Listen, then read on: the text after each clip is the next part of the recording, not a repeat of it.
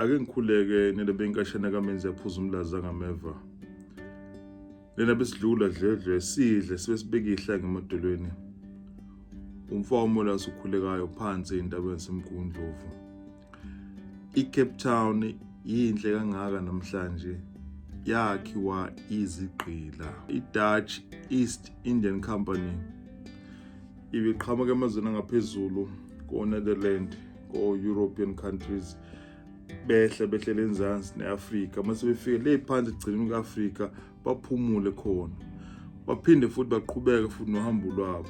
Babheka o-India, babheka o-Indonesia, bayothenga lapho behoba khona. Bathenga ama-spices, bathenga yonke into abayidingayo abangenayo phezulu. Sebebuya futhi babuye kanjalo badlule phansi southern part of Africa baqhubeka futhi nendlela. Le nkampani lena iDutch East Indian Company yayinemkhumbi eminingi.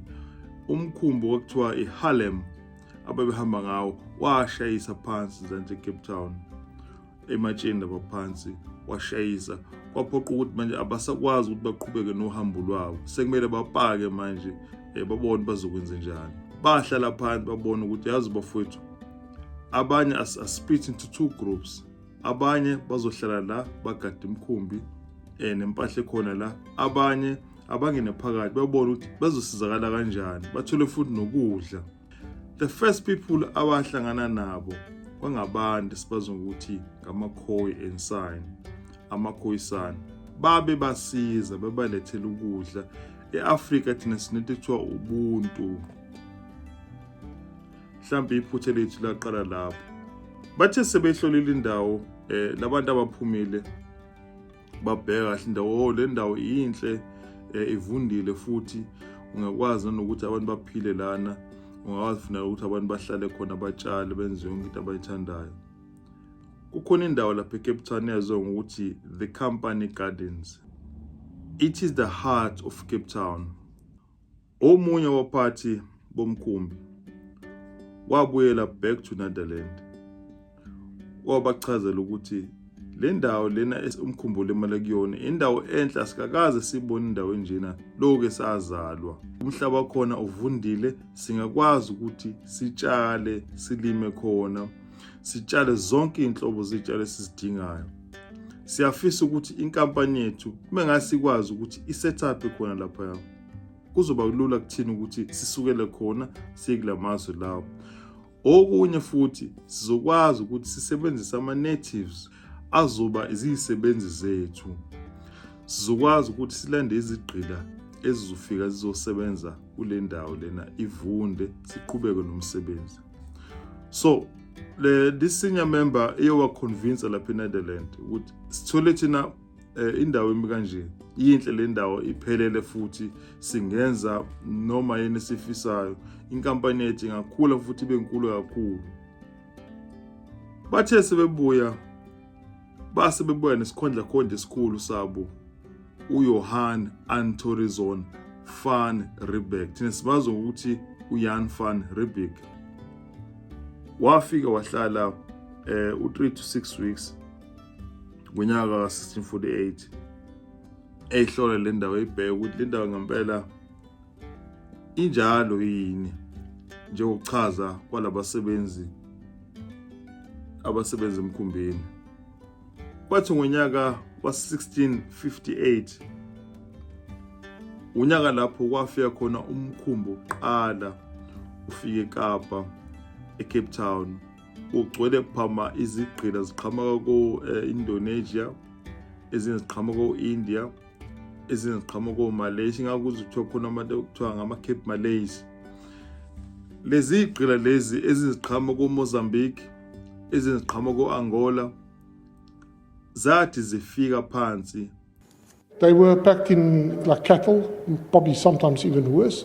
They obviously tried to get as many people in on a ship for profit's sake. In fact, some of the captains worked in a percentage of loss. In other words, they realized that some of the people are going to die on the voyage, and therefore they packed in as many as they could. You can just think a small, enclosed, dark space at sea. You've never been to sea. Not very good food, no toilets, terrible situation. The slave trade was a major global undertaking that changed the world forever. Realizing how much of an influence it has had to South Africa and the history of South Africa, slavery is the basis of apartheid to an extent. It's the basis of racism. And, to understand that properly, you need to understand slavery. Slaves were brought to the Cape from across the globe, including Africa, Sri Lanka and Malaysia. From the slave lodge at the bottom of Wales Street in Cape Town, one can see the colourful homes of the Boerkaap. Slavery is at the core of its history. It is, among others, as a result of slavery, the birthplace of an entirely new language, Afrikaans, and is the cradle of Islam in South Africa. They were stripped of their identity. Banikezwa amagama amasha.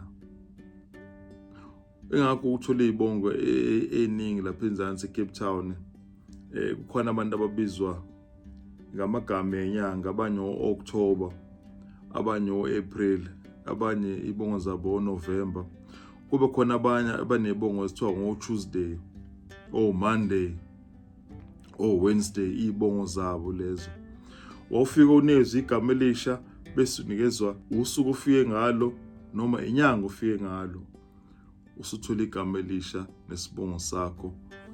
I-identity yakho yayiphelela kanjalo. Awuseyena lo muntu owakhulu uzazi ukuthi nguyena.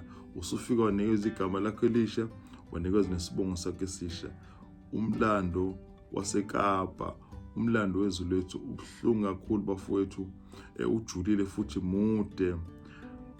Abantu esibazi ukuthi bangamakhaladi bakhandeka kabuhlungu futhi most yabo abawazi umlando wabo ngokujula kwabo. Kwabe ngokufika kwamadlagusha ezwenikazi lethu. Bafika, thina zange sifike Thina azange sifike ezweni lethu, asiqhamukanga ko-Europe, asiqhamukanga emazweni angaphandle. Okhokho bethu babe-move around, babesuka eNzansi, bakhuphuke bahambe phinde behle futhi. Kwakuyi-circle, belandela isimo sezulu, behamba nemfuyo. Bendaweni la bazofike bakwazi ukuthi inkomo zidle khona, benza amadlelo, balima bayalima. Baqhubeke futhi baphinde babuya back to the very same place la beqhamuka khona. Azange thina sifike. Zona ifiki lana. Usuzubona nje inkunzi malanga nje ebhulu lithi yithina singabantu abangumsinzi ebekhuluma uthuvu. Yithi abantu abangumsinzi walelizwe, abantu abamnyama. Azange sifike thina, singabala. Yibo futhi abacazazi eAfrika bayisike sokwekheka. Nelebendlovu, nelebekashana kaMenzi yaphuza umlaza kaMeva isidlula dledle. Sidle sibeke ihlanga emadolweni khomo so bese iqhubeke le ndaba nobesilo. Siyathokoza Nebendlovu.